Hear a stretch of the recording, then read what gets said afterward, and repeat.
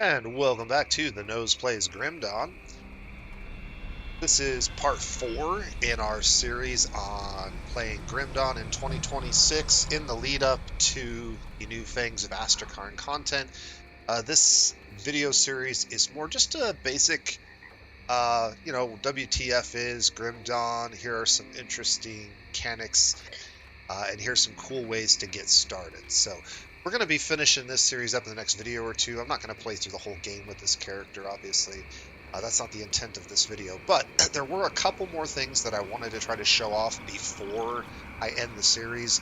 One of those things is the blacksmith and the crafting, which is coming up very shortly. So we've already shown off the divine tree a little bit. I'd like to show off that a little bit more. I'd like to show off some crafting. And then we can pretty much wrap this one up right before the end of Act 1, I believe. So, one or two more videos in this series and then we'll be done. Let's go ahead and dive right into the game.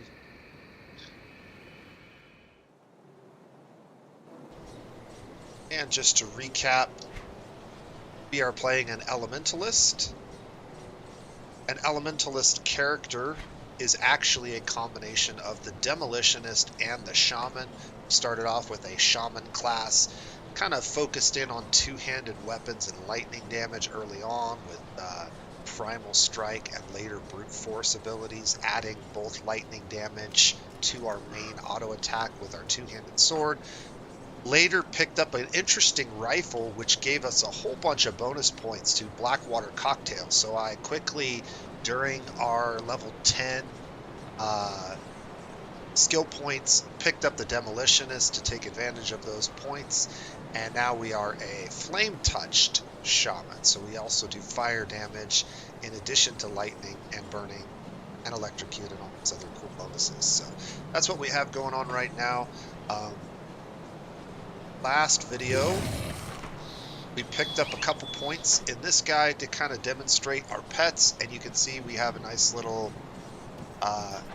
minion here.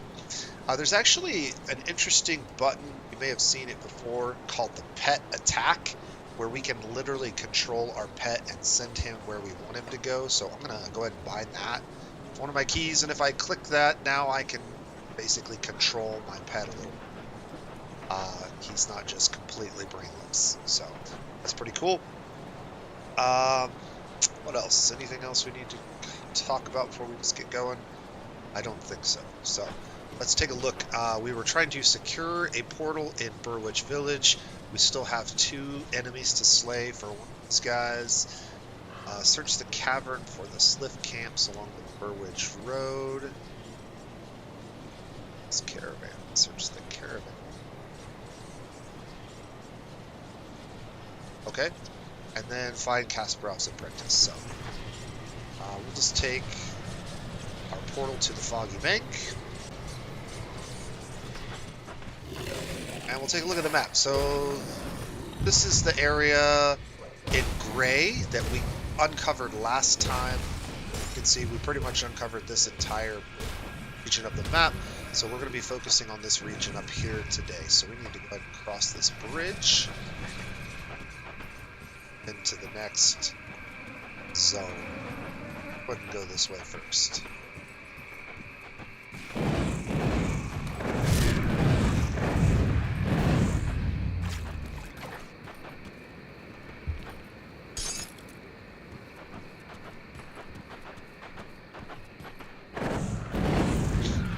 You might remember we were doing some damage checks, and we noticed that my fire attack, my Flame Blast ability that actually comes from one of those little component gems that we locked into pieces of gear, was doing more damage than our auto attack. So we went ahead and swapped it to our primary attack.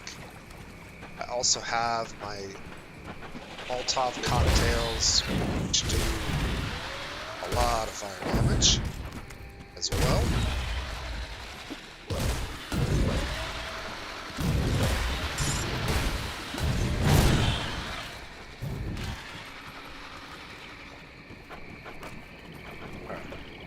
Here is a cave entrance that we haven't cleared yet.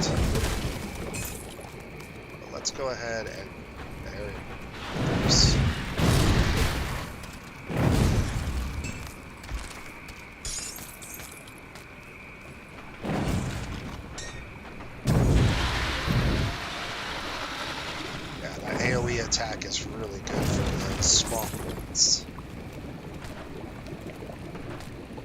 At this point, we're picking up yellow loot mostly to sell.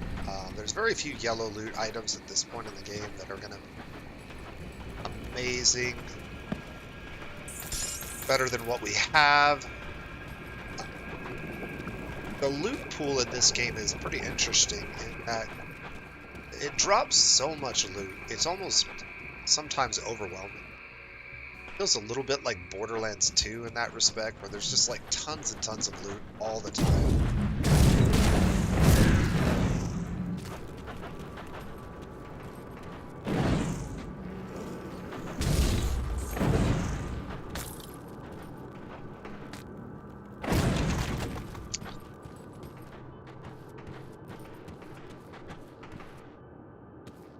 Like, this is the kind of thing I'm talking about with the maps, though. Like, there's this cool little light shaft coming down into this cavern that's lighting this area up. And there's like nothing special about it. It's not a secret. It's nothing. It's literally just for the aesthetic of, hey, let's make this an interesting cave. And again, we can kind of like rotate the map around and take a look at stuff. One of the things that I wish they had done is I wish they had spent a little bit more time on these maps, like putting little secret areas around these like interesting points that catch your eye that you can kind of only see if you twist the camera around. I think that would have been a cool way to add a little bit more exploration to the game.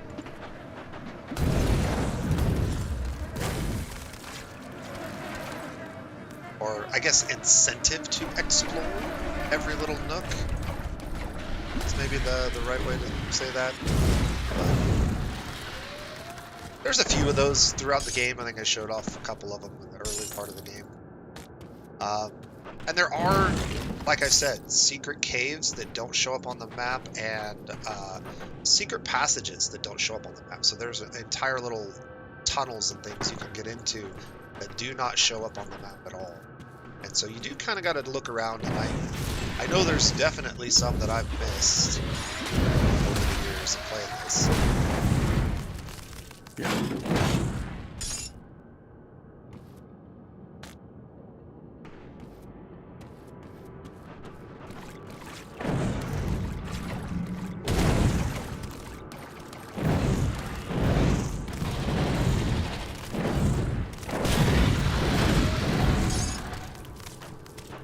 Now, if you are wanting a bit more of a challenge and you don't like the fact, here's our exit to the cave, we'll go through there.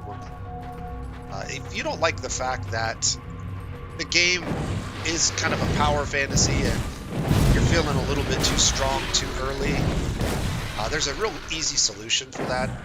And you can actually change that setting, I believe, at any time.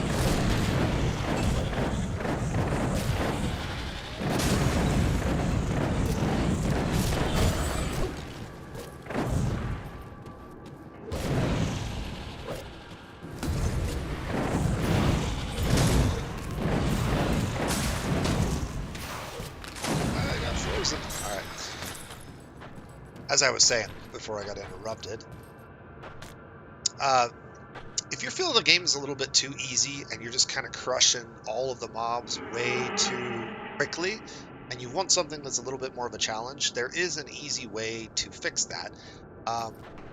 In the game, when you start a game, you have the option that you can check called Veteran Mode. And Veteran Mode basically just increases the health, damage, and difficulty of the enemies ever so slightly. It does make the game a little bit more grindy. Things feel a little bit more bullet spongy. And for some people, maybe that feels better than just like blowing everything up with one shot like this. Bosses are going to be a lot tougher and a little bit more of a, you know, you got to dodge a lot more attacks to kind of get through.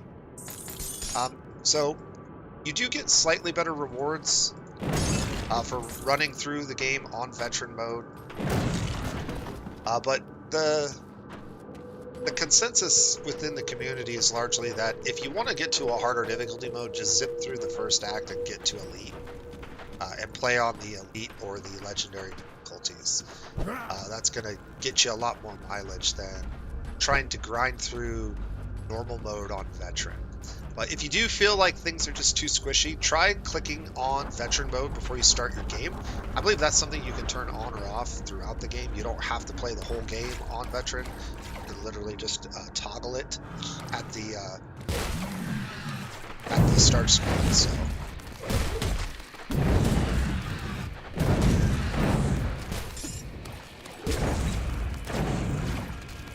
And I like that. I like the fact that they give you the options to kind of customize this the way you want. Alright.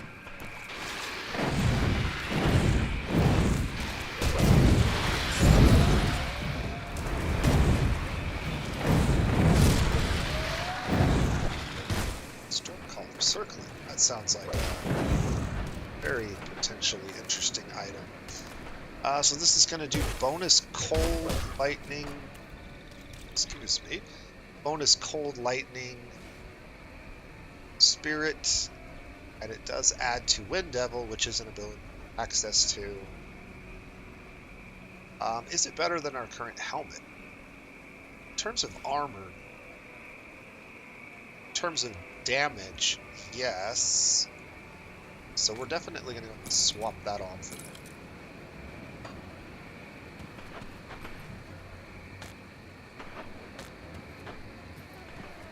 And I think what we'll do once I get a full inventory here, or we finish this section of the map, is go back and we'll demonstrate the illusion mechanic where you can change the way your gear looks. It's about time that we step up our riz and get a interesting look to our character. It's been a lot of time playing around there once you have a lot of stuff already. As I have done. Now, one of the problems with that, although it is quite cheap to do, again, gear becomes so quickly grabbed, used, and lost. This is our Slith camp we were supposed to get to. Yep, there we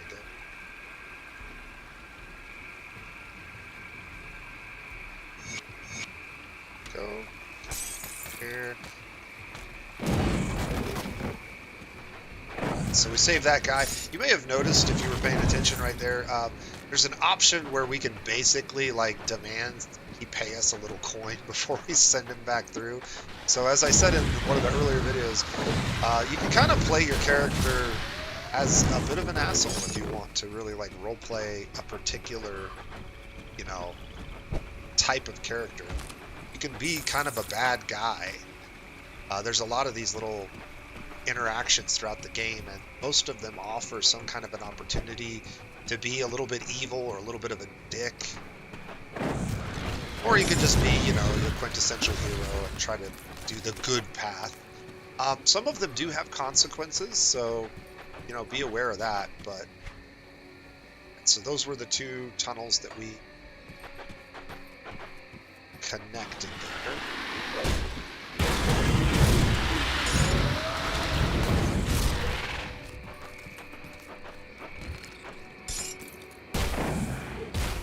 So take care of that. Got most of this uncovered. Looks like we got a little bit more up here. And I'm a bit of a completionist when it comes to maps. I like to uncover every little nook and cranny I can. It's kind of an OCD thing. Some people just like breezing through. And once you know where everything's at and you're pretty sure you've gotten all of the important points of interest, this is an important point of interest. So this happens throughout the game a little bit. There are these bridges or tunnels or things that you have to interact with. And so if I come here, it says if I have 3 scrap and 500 bits, I can repair this bridge and basically make a shortcut across it. And then I don't necessarily have to go down through this cave.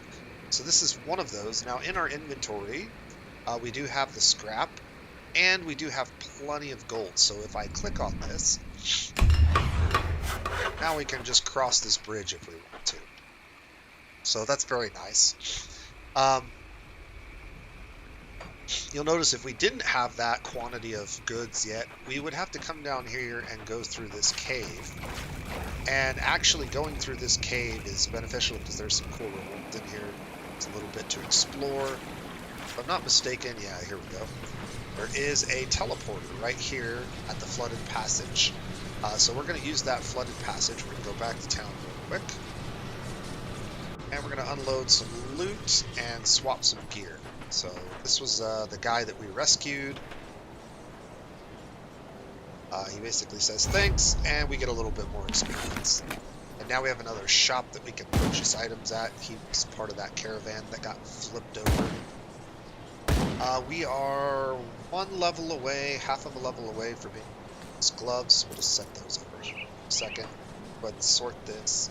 We can now wear this B amulet, which adds more fire and burn damage. So we'll go ahead and do that. Set this one to the side. I'm just gonna. Oops, what did I do? Let's go ahead and talk to this thing. See anything you like? I'm gonna go ahead and quickly sell off all the yellow gear. I don't care about the stats. It's rarely gonna be good enough. And even if it is good enough, it's not gonna be good enough. So we'll just get rid of stuff. This was the helmet we replaced. We'll probably sell that. Another one. Not going to use that very likely. Yellow ambulance. Not going to be as good as the one we have. This is that green amulet. Not sure when we picked this up. Not something we're currently using. We're not going to be using a shield. Not going to be using the swords. And this book is really good if you're doing Aether damage. I do have another character that uses an Aether build and is still pretty early in the game. That might be interesting to him, so maybe I'll keep that and throw that in the shared stash and try to remember to take a look at it. That other character next time I'm playing it off camera.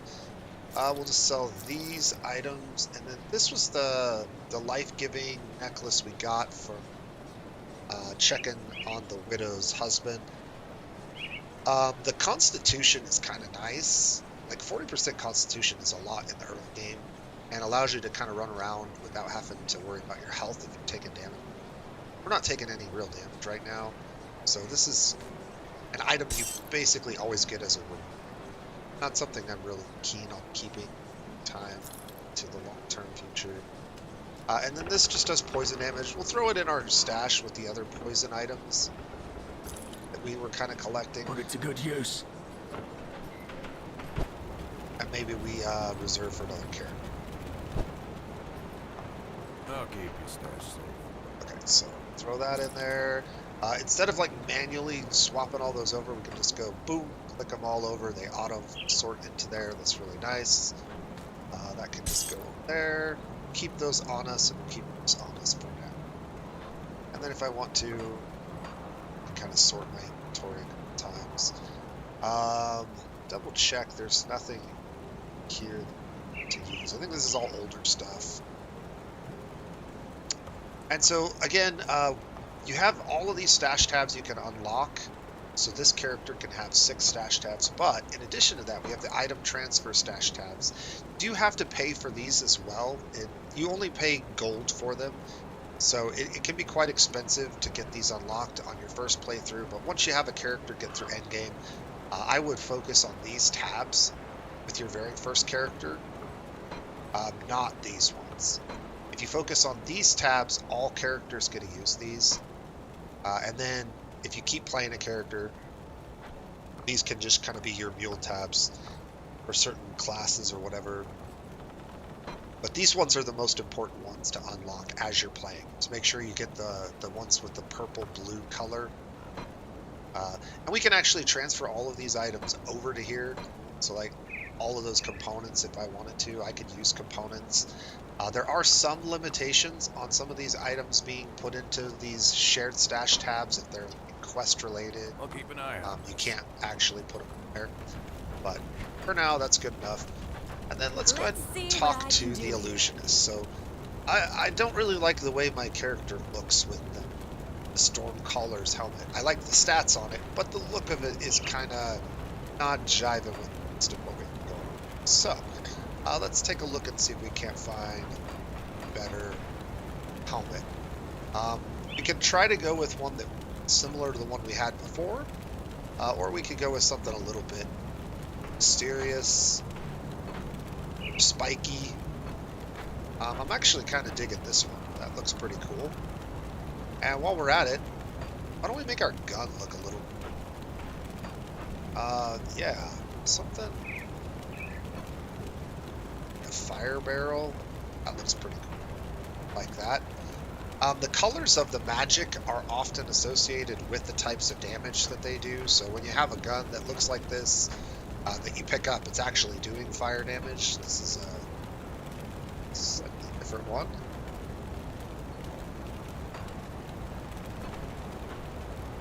That looks pretty cool. Yeah, let's go with that.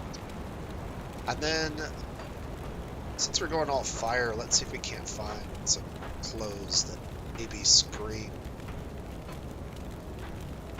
Yeah, like, that looks pretty good. About some shoulder pads. Do we want some burning shoulder pads?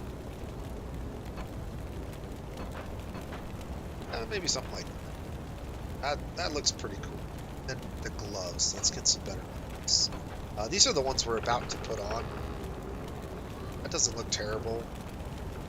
We'll wait and put them on here in just a second. I'm not actually gonna... Actually, we'll just go ahead and do it. It's only 1,000 iron bits. We got 3,200. Go ahead and apply the illusions. And now our character looks a little bit cooler, if that matters to you. And we can always come there and apply illusions whenever we want. Now back to the Flooded Passage, and we're very, very close to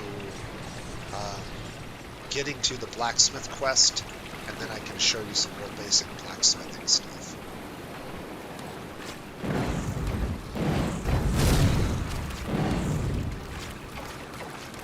So our reputation, let's go ahead and take a look at that. Our reputation just changed with another faction. I didn't see which one it was. I think it was the Rovers. Oh, no, it was Devil's Crossing. Okay, so we've killed enough of their preferred enemies and done enough quests for them that we are now at the friendly or tolerated status, I guess. Not quite to this level. Required to friendly is 80. Yeah, and there's some bonuses, new faction discounts, new quests, access at the vendor. So we'll take a look at that when we go to town. On this next trip after we fill our loot.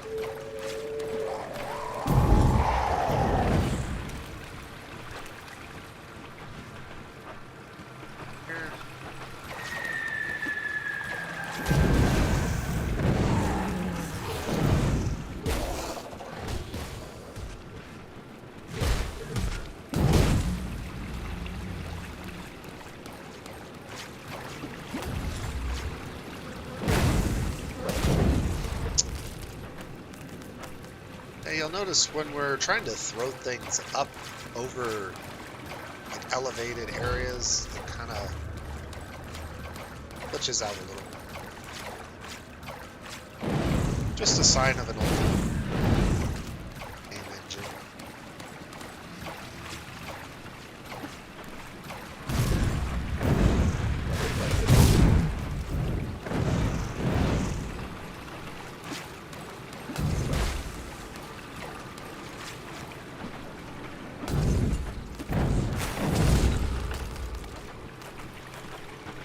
Take us a few minutes. You can see this cave is a bit of a mess.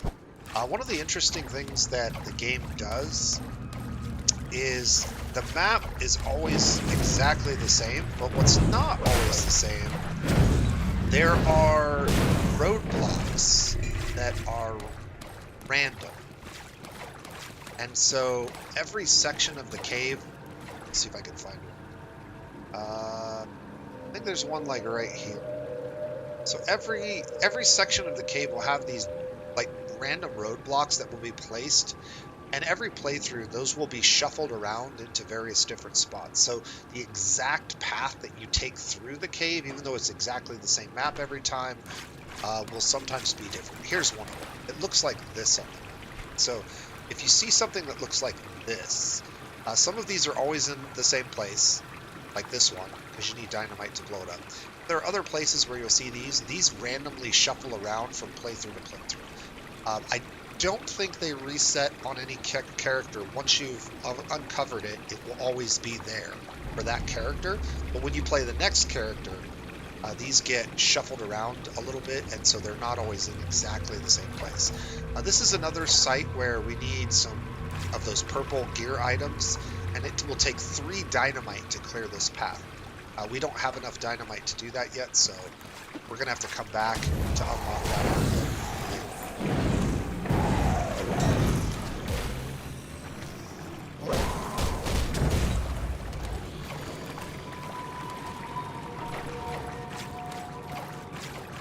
You can see that point of interest is marked on the map by that little blue dot. So it isn't just people that get marked by those blue dots. It is other points of interest. Here's one of them. Yep. One of the big rocks. So this rock won't always be here.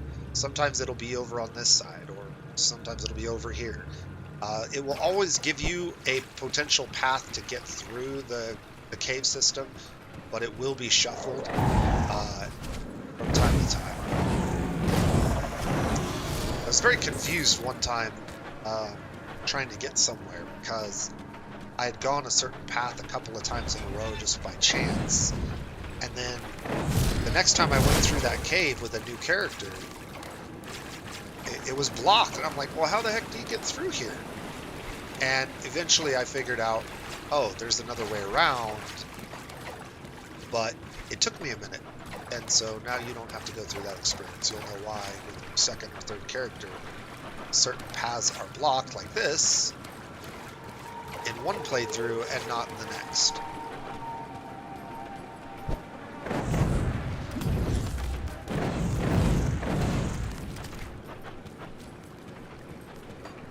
Yeah. Let's see.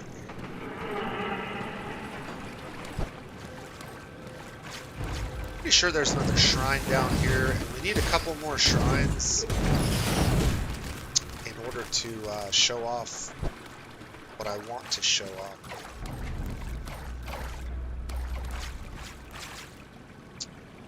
This is a good example of having to kind of like stuck.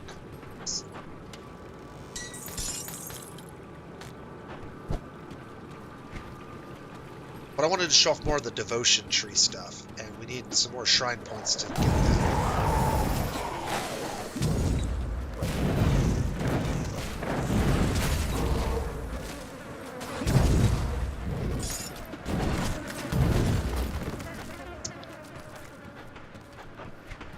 Oh. Yeah, savage totems. Let's go ahead and preemptively throw some fire.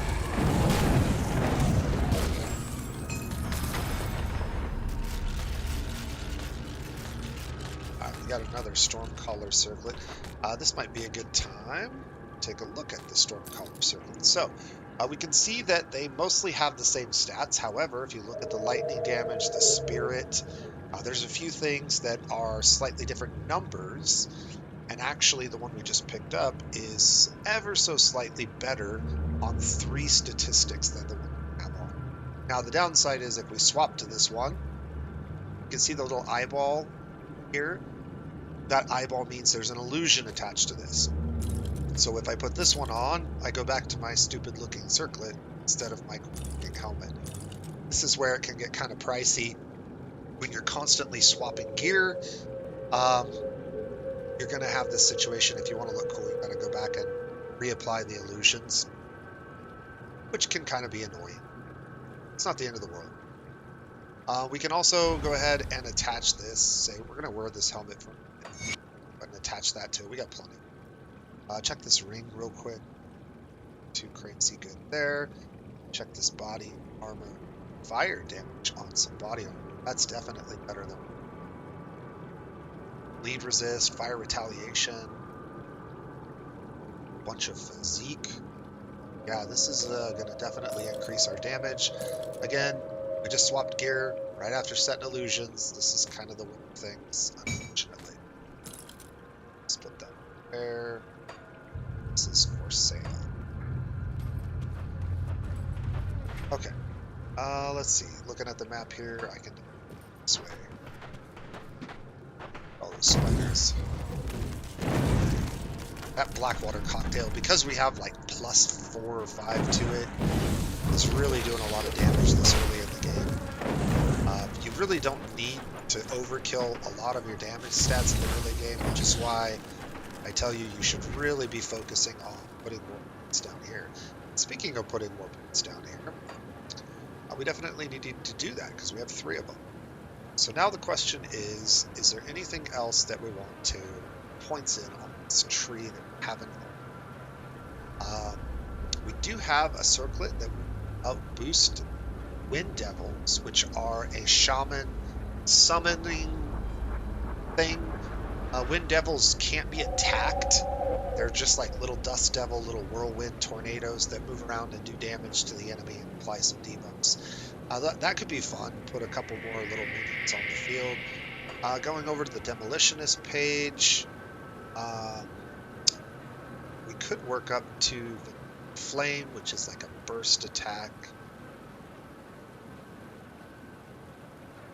But I think, maybe more than anything, that's going to take a while to get to. But Temper, be nice. It does cost a little more energy reserve, but it adds physical damage, pierce damage, trauma damage, retaliation damage, does a lot. So we can move towards that. I think that's really the most important. How about this one? Flashbang. I don't need an ability. I've got a lot of abilities I'm already juggling. Over here, we kind of want to move to Storm Surge. That would be good for our Primal Strike. Start using it again. We also want to move to Ground Slam for our minion. I think what we're going to do is we're just going to go 1, 2, 3. Just keep throwing points in here every level. I would really, really encourage you to always put at least 1 point down here every time you level up. That way your stats kind of stay on pace with your gear requirements, and all of your stats are boosting your ability to do more damage, to live longer, to dodge hits. So definitely want to make sure you're foregoing. And as I say that, I got 14 points, you know, in reserve, that if we start to miss attacks or we start to, you know, not be able to equip an item because we don't have enough physique or enough spirit, I have those points in reserve that I can put. At 14 is a little excessive. You should probably be putting those points in. But it doesn't really seem like I'm having trouble, so I'm gonna wait.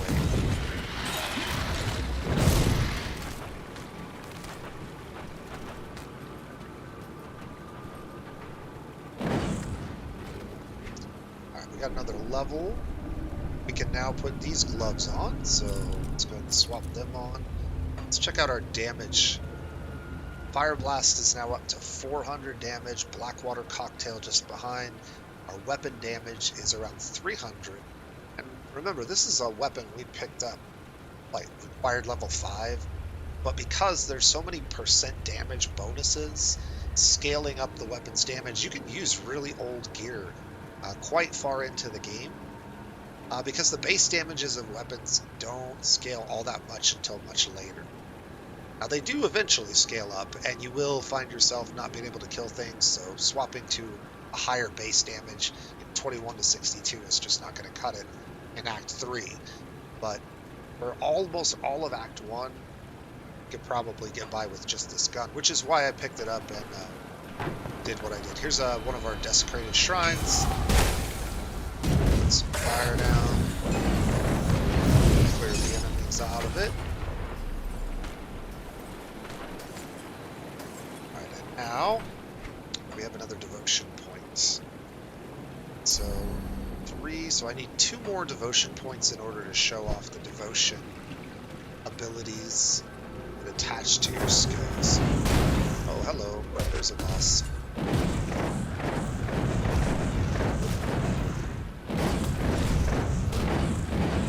Having a little tanky minion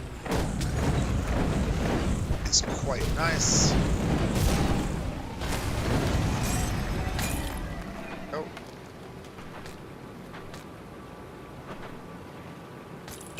It makes hiding and tanking some of these early mini-bosses a lot easier. And yeah, we got everything in the cave except for this passage, which we can't get through without the dynamite, so. Go. And the good news is, found this portal, the Burrwitch Outskirts. Got a journal. Should go to read that real quick. Burrwitch Reconnaissance Report. And we got this hello, guy. traveler. Duncan will give us our quest for the blacksmith. This will give us our first opportunity to do some crafting. I'll explain that.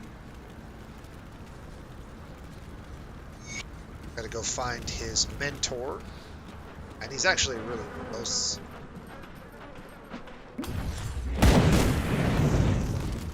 Once you get to this area, you're gonna find a lot of enemies start hitting you a lot harder, and specifically with guns.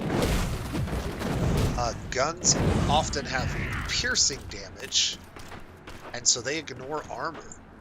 And unless you have pierce resistance, you take full damage from guns.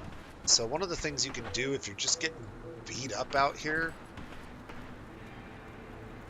that's a cave. That's the cave entrance. This is the bridge we've...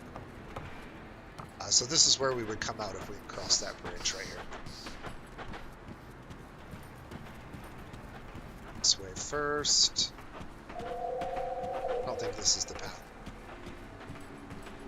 Yes, another. This is not it. This group of cultists is related to several quests and part of the storyline. They're a little bit different than the Ethereals, and you'll notice that their damage type is this purplish pinkish red color, not quite the orange fire color. And I believe, if I go here, I believe that is chaos damage or vitality damage. So one of those two. So if you're taking a lot of damage from some of their attacks, they need to improve your chaos or vitality damage resistance.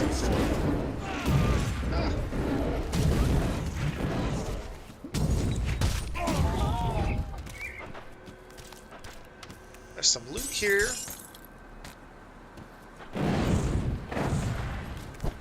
And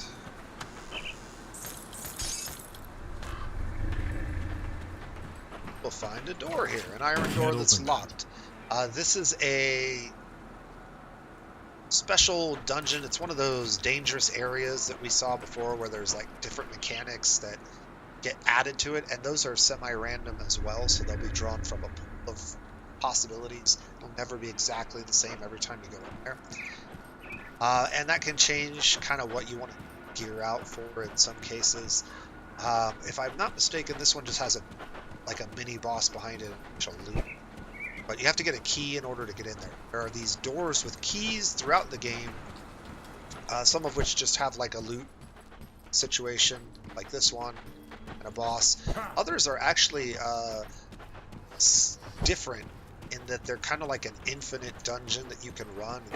That's actually part of the end game. It's running some of these infinite dungeons.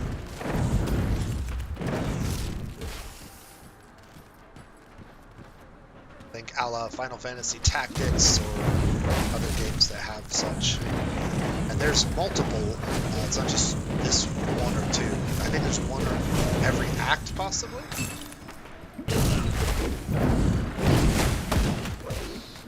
Right, I see the star on the mini map up here.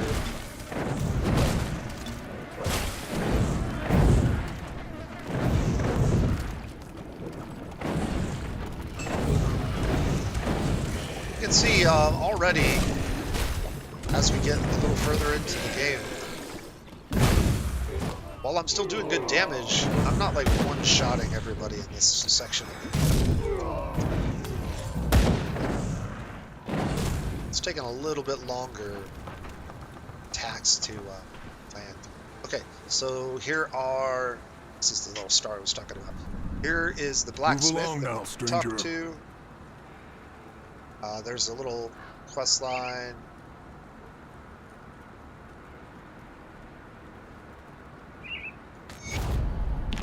And one of the things you can do is you can choose to either side with this blacksmith or side with Duncan.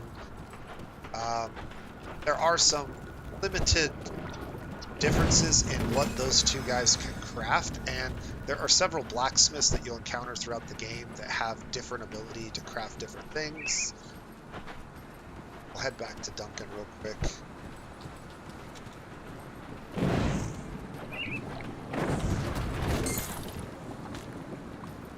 Perhaps do crafting and then probably wrap this video.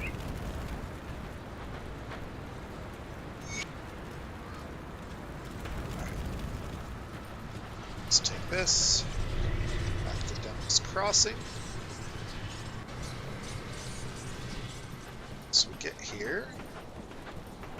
Blacksmith should be right over here. So now we have a blacksmith. So when we talk to the blacksmith is going to have a bunch of these tabs. Now, before I show you all of that, let me come back over here.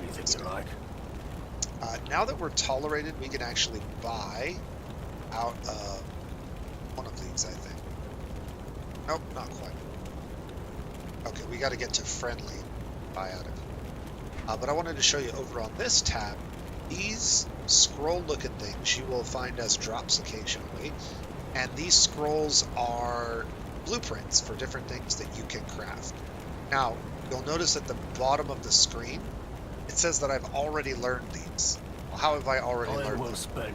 Well, your first character will have no blueprints, but every character, just like you have a shared stash, has a shared pool of blueprints. So if you find a blueprint for one character, you unlock it for all future characters, which is really nice. You don't have to go back and like re-find every blueprint for every single character.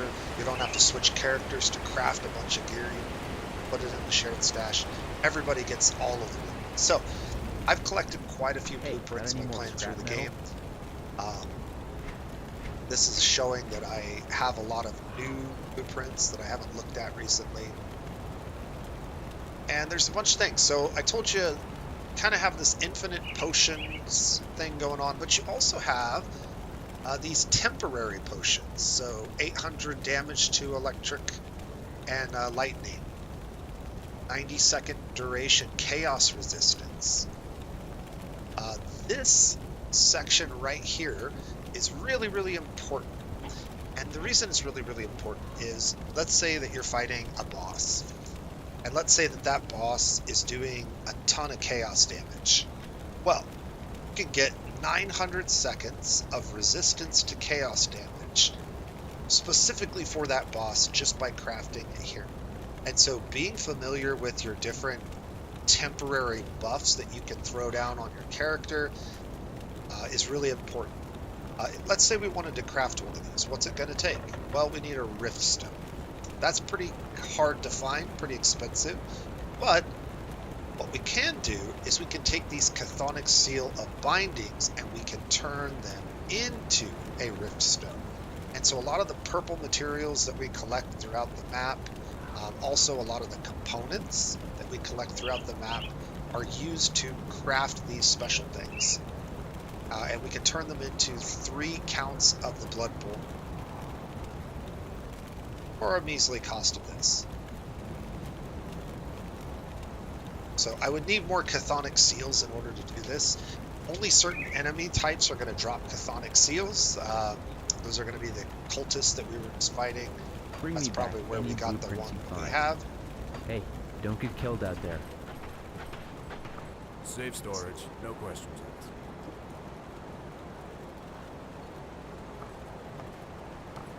Now, if I wanted to craft those, I don't think I have any. Thought I did.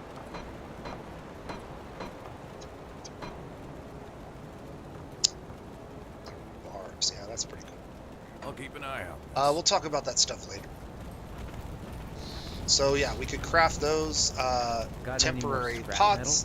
The other thing that you can craft are, we can take, here's the section on components, all of those components, right, that we were building.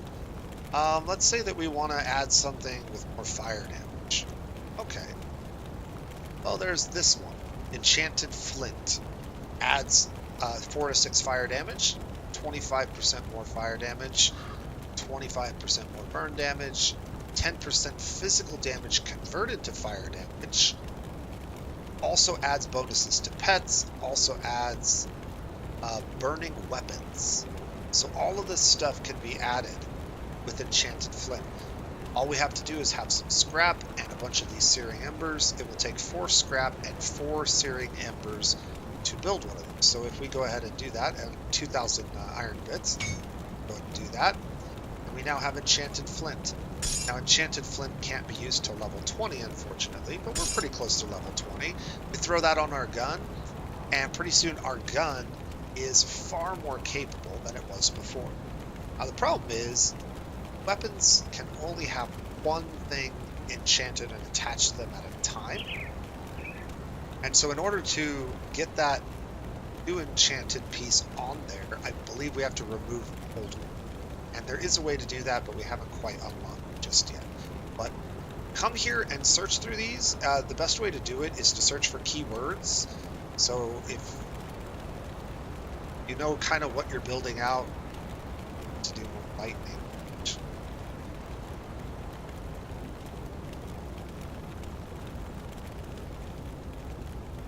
So we've got Amber, Cracked Lodestone, Hellsbane Ammo, Radiant Gem, Rigid Shell. This is lightning resistance, obviously. So this is another place where you can come if you're struggling in an area or a boss keeps killing you with poison damage or some other nonsense. Come to here, craft a component that gives you poison resistance, throw it on some of your gear, and beat the boss without dying. This is a really, really important tool for you. The other thing that you can get are relics. And relics are pretty cool. If you can craft a relic early on, it can go in this slot right here. And relics just have all kinds of cool bonuses and benefits. Some of the really, really high level relics add massive changes to damage conversion, like converting all cold damage into lightning damage or something. And this really unlocks in the end game some very, very unique builds that you can kind of tweak and play around with, which is pretty awesome. But early on, they're just like free stats. Now, they do have pretty high level requirements, but there are some cheaper ones. Like this one's only level 25. And you will find some relics throughout the game. But relics can be really cool. You should definitely get one character once you have the ability to do that. I think the cheapest ones are right around level 25. So Squall is one of the earlier ones, which adds lightning damage. And you'll find more of these just by farming certain enemies, certain areas. Oh, this is why, because I have lightning still attached to it. Yeah, here we go. Now I have all the relics. So runes are really expensive, and I believe these come with one of the expansions. So these are like all end game kind of things.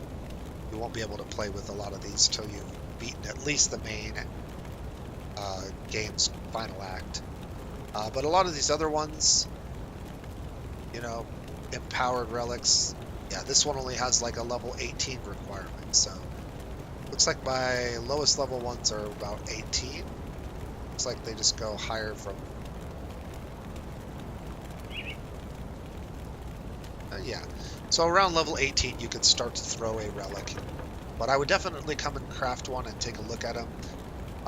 See what kind of stats you are interested in. Relics are really, really important to getting the most out of your character. And then there's also all of these really cool unique items. And again, these unique items often have special effects that other items don't. Or they have lots of unique bonuses to specific skills. Like this one is the Witchfire skill gets +2.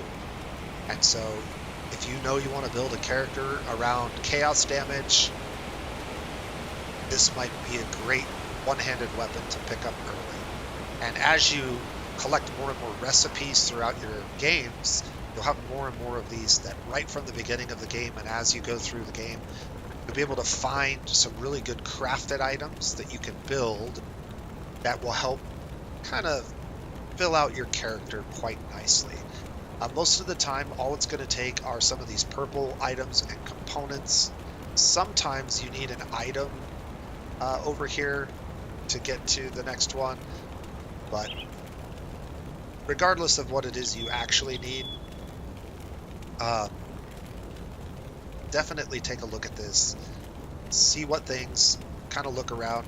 Also, you'll notice that it's like showing that we have these items in stock, kind of, and that's because it looks in our shared inventory. So if you put all of your components in your shared inventory, all of your characters will be able to build stuff pretty quickly. And that includes a lot of these. These should probably go in my shared inventory at some point. I just like to carry them around so that I don't have to go back to town to get them when I do need them out in the field. But anyways, that puts us right around an hour, so I think this is a pretty good place to wrap up. The last thing that I'm going to try to show off is in the next video, we'll try to find 2 more shrines and unlock this tsunami ability. And I'll demo how these tsunami abilities, these final abilities that are highlighted by these kind of red colored stars on some of these earlier things work. And also, like, once you get one of these locked in, how do you go to different ones? How do you figure out, you know, where do you want to end up? You know, if I want to get this one out here, what do I need to do to get this one out here or this one out here? So I'll try to explain that a little more in the next video and find 2 more shrines and have some points to actually play around. But that being said, until next time, this has been the Nose Plays, and you guys have a great day.